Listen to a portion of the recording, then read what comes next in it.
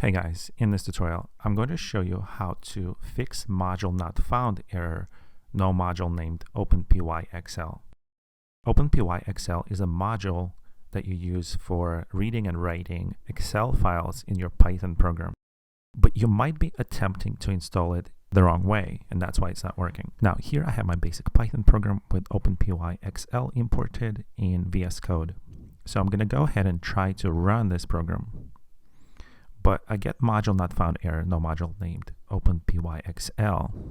So the next thing you've probably done is try to install it with pip install openpyxl. But as you can see, it's not really working. I get an even crazier error that I don't even want to deal with right now. So what you need to do is you have to go to the scripts folder in your Python directory. Go ahead and cd to the place where your Python is installed. For me, it's Python 3, and go into the scripts folder and install openpyxl from here using pip install openpyxl.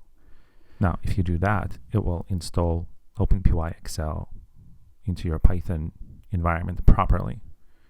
So once it's installed, all you have to do is go back to your project folder. I'm going to cd into my projects, Python, and run it from here again. So Python hello.py. And as you can see, my application is running properly with openpyxl imported without the stupid module not found error that you've already been trying to solve for hours.